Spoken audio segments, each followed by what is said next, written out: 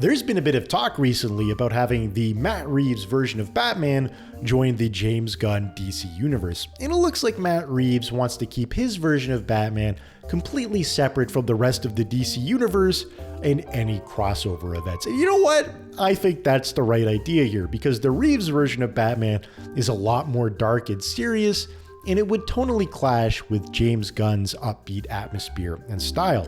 And this might be a little controversial here, but I don't like the idea of Batman interacting with other superheroes, especially heroes with powers. I think characters like The Flash and Superman need to stay in their own lane here. To me, Batman as a character makes the most sense in a grounded reality. Batman was designed to tackle organized crime and corruption, and it just doesn't make sense to me when he's fighting space aliens or cosmic level threats. But before I really get into the meat and potatoes as to why Batman should never cross over with any other superheroes, I gotta get the shameless self-promotion out of the way. Please like, comment, and subscribe to The Gaming Grappler. The more this channel grows, the more content I can deliver to you guys on a consistent and regular basis. And with that shilling out of the way, it's time to get on with the show.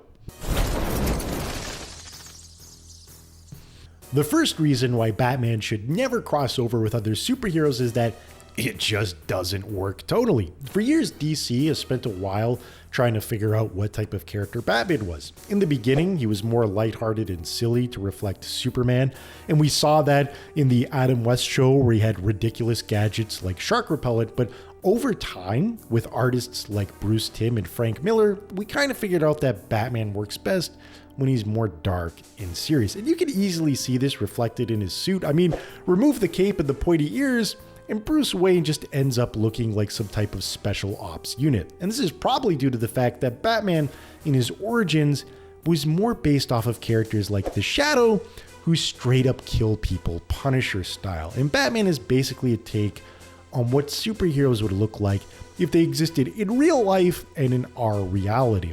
Despite the cape, Batman has more in common with James Bond than he does other superheroes like Superman. And while Bruce Wayne doesn't have any powers, his main advantage is in his training and his resources. He's a master detective, he's good at every martial art that was ever created, and his gadgets are like 20 years more advanced than the world around him, but not in an unbelievable way. His villains are also a lot more grounded. Batman typically fights organized crime bosses like Falcone and psychopaths like the Joker who commit acts of terrorism. And keep in mind that while Batman does fight villains that do have superpowers, they're still usually scalable to a street level, like nothing too extreme. Like you're not seeing any of the guys he fights punch holes in the moon or anything. And they kind of exist, like villains like Bane or Killer Croc kind of exist to test Batman on a physical level. And the whole point of Batman is that he's what happens when you take justice in your own hands. The whole theme of Batman is about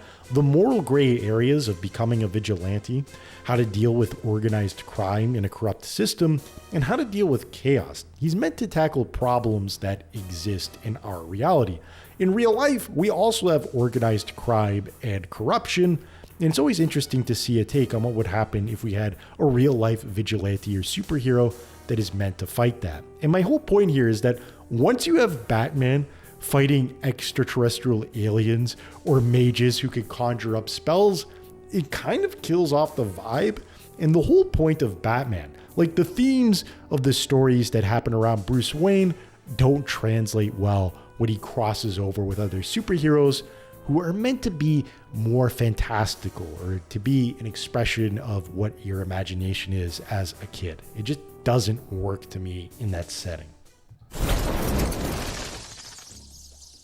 And now for point number 2, and a lot of people have made this joke like College Humor and Pete Holmes, but if Batman exists in a world with superpowers and superheroes, then we don't really actually need him out there on the streets fighting crime. Bruce, your scientific mind alone. He's completely useless, but we have a man that bullets literally bounce off of. Like a lot of Batman stories start to fall apart with the inclusion of superheroes like Superman and the Flash. For example, The iconic scene from Christopher Nolan's The Dark Knight, you know, the one where Batman has to choose between either saving Harvey Dent, which will be good for Gotham, or Rachel, the love of the life. This scene works. It builds a lot of tension because despite Batman's abilities and trainings, he still has his human limitations. He can only get to one location in time. So he has to make a difficult choice, which will make a radical impact on the future of Gotham.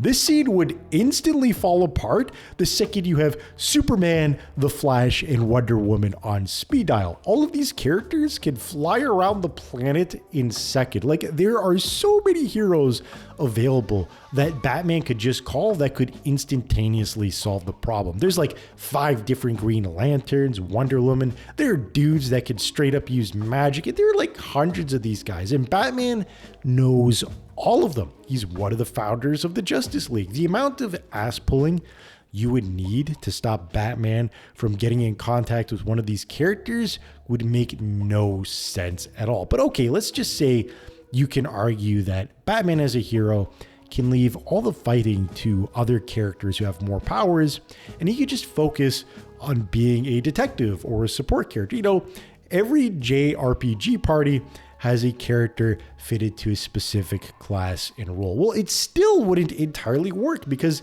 there are still characters out there that can make his detective skills completely obsolete. Look at Martian Manhunter. This guy could read people's minds and he could take any form. Think about how easy it could be for him to infiltrate the mafia. He could disguise himself as a mobster, read everybody's minds, collect all the evidence, and then give it to Commissioner Gordon way easier and faster than Bruce Wayne ever could. It gets even more ridiculous when you consider the fact that there are superheroes out there that could straight up use magic. They could look into the past. Some characters could travel through time. So how do you deal with this obvious problem where so many characters out there would make a street level guy like Bruce Wayne sort of irrelevant? The answer is they buff him up to hell and turn him into a Mary Sue and make him overpowered as hell. I'm going to get more into this topic later on in the video. And for the most part, I would consider the Batman that takes part in his own solo universe and adventures to be a more balanced character. But what he crosses over with these cosmic level characters like Superman who could fly into the sun, the writers just go ham. They make him a super genius. They make him completely infallible as a character, and they just turn him into overall a Mary Sue. I'm not a big fan of the Batman that crosses over with the Justice League, but I am a fan of his own solo adventures. Okay, so before I get deeper to this point, we have to take a quick little detour as to why Batman is such a great character. And we have to get into basic storytelling because every story is about a hero overcoming a struggle. And if you have no struggle to overcome, you don't really have much of a story to tell. And from a writing perspective, what you can't do is almost more important than what you can do. Superman doesn't tend to have as many good stories as Batman. And that's not really a controversial opinion because Superman could solve pretty much every problem imaginable, and write will struggle to find a way to give Superman a struggle. While Batman is physically powerful and he does have advanced technology on his side, at the end of the day, behind that costume is a regular human being that has the problems a regular human being would have. Like, this guy is not impervious to knives or bullets. There's risks in everything he does, and there's even more at stake for Batman losing his secret identity than Superman. Like, really, if you find out that Superman is Clark Kent, are you really going to pick a fight with a guy that can fly around the sun and the universe as a whole? That's a pretty big problem. But Batman, he has a lot at stake. His entire company can go bankrupt. He can go to prison.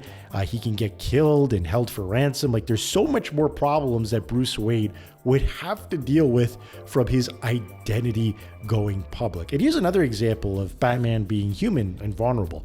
At the beginning of Batman Hush, I'm talking mostly about the movie since that's the one I've seen, there's a scene where an undercover villain, Hush, shoots the line from Batman's grapple hook. And what happens is that Batman straight up takes fall damage that requires surgery. The fact that this dude needs to take time off from injuries and he has knee problems feels very real and relatable. When he does win a fight, when Batman wins, it feels earned and it's usually pretty creative. He'll use stealth or he'll exploit his enemy's weaknesses somehow, and it's pretty open-ended for the way Batman can win a fight. And then you have the detective side of things, because again, Batman stories are about crime and corruption. A lot of the time, it's just Batman being a detective, figuring out who killed who and who's really the couplet. And there's just so many struggles, and it's so open-ended from a writing perspective. And here's the problem. All of these limitations, the balance and sensibility that goes into writing Batman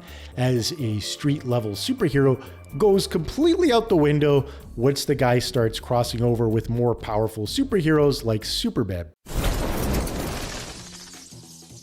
Batman suffers from the Superman buff. And what is the Superman buff? Basically, Superman is such an overpowered character that other heroes and characters around him need a status buff in order to have relevancy in a story with him. Like, Superman can do pretty much everything. He's faster than the speed of light. He's strong enough to bench press an entire planet. He can fly and see through walls, and the list goes wrong. So other characters have to become absurdly powerful in order to make sense around Superman. Like, the Flash can't just be fast now. I have a feeling that if Superman didn't exist, that the writers would just make the Flash maybe as fast as like the speed of sound or something more sensible like that. But now, since Superman exists, and since Superman is so absurdly fast he could fly around the universe in seconds, they have to buff Flash's speed to the point it's pretty ridiculous. Now, the Flash is so fast that time looks basically frozen around him.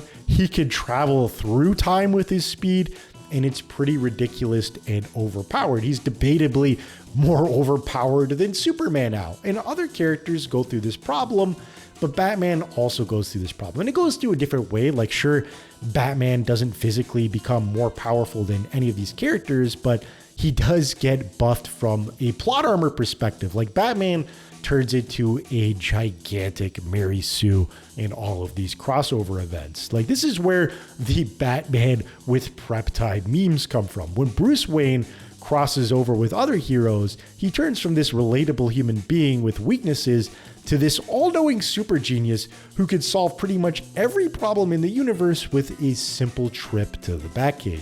He turns into a guy who fights street-level mobsters to a guy who throws down with demigods and super aliens and can sometimes physically outmatch them, like dodging Darkseid's Omega beams. Like, it's pretty ridiculous when you think about it. Sure, he doesn't have any powers, but now his character is completely flawless in every other regard. Like, he doesn't have any character flaws at all. He's just the perfect human being that's capable of everything. A character that can't be broken and who suffers from no weaknesses. And ironically, it makes him more unrelatable than Superman. Like, really, think about it from the end of the day. The Batman that crosses over with the Justice League is so way out of touch to the common man. Like Clark Kent, if you forget about his superpowers and just look at the man behind those superpowers, is a normal human being. He's a person that grew up on a farm in Kansas and was given typical American values. He's somebody that works a regular 9-to-5 job as a reporter. And despite having all the power in the universe, he's not out there dating supermodels or anything. He's just dating a regular woman. Like, this is a guy that's pretty good. I bet you if you met him on the street, you could probably shoot the shit with him about a recent sports game that you saw. But then you look at Bruce Wayne, specifically the Bruce Wayne that we see in all these crossover events. And this man is like completely overpowered from a character perspective. Like, Bruce has infinite pools of talent. He can master any martial art, language, or skill just by looking at it, and he'd do it in record time. This is somebody that has like 8 different masters and doctorates in schools, who can learn anything and do anything. He has an infinite supply of money. He mentally cannot be broken. He's just like a man of steel. Like, really, Bruce Wayne, when you think about it, his character in these crossover events is more overpowered than Superman. Like, he's just that innately talented. Like, how could you possibly relate to this hyper talented billionaire? You wouldn't be able to. You wouldn't be able to talk to this guy about anything. He'd be that out of reach to the common man. That's what I'm trying to say here. And this is in stark contrast to the Batman we see, who takes part in his own solo adventures that ignore the rest of the DC universe. When Batman is written on his own without the consideration of other superheroes in the universe, the writers write him with more balance and sensibility. They give him more weaknesses that are human and relatable, and he feels more down to earth. Like, I honestly get the impression that the Batman that we see in the Nolan movies and the Matt Reeves movies is somebody that is often pushed up against the wall and is highly stressed out and struggling to make the right decision. There's an iconic scene in the Nolan movies where Batman makes the wrong decision to save Harvey Dent when he should have saved Rachel, and that ends up blowing up in his face immediately. And I kind of feel like that's a mistake that the Justice League Batman from the cartoons wouldn't make. And, you know, that's a problem because this Batman is more relatable. He's somebody that has strengths and weaknesses, and he has character flaws with him. Character flaws that give him a struggle that make the story more enjoyable and relatable to watch unfold. And I think that covers pretty much everything I wanted to say on this matter. I'll just give you the overall TLDR for this entire video. When Batman is being written on his own, he's written with balance and sensibility, with the intent of having him be a street-level superhero that solves street-level problems. Batman's at his best when he deals with very real-world problems that are slightly exaggerated for fantasy. This is a character that has to deal with crime, corruption, what effect being a vigilante would have on the real world, and villains who are completely psychotic and resort to acts of terrorism. When Batman is written on his own, he's written as a character that has very real and human character defects. He's prone to dealing with human emotions like getting stressed or being put in a situation where he has to make a decision that doesn't always turn out to be the right decision.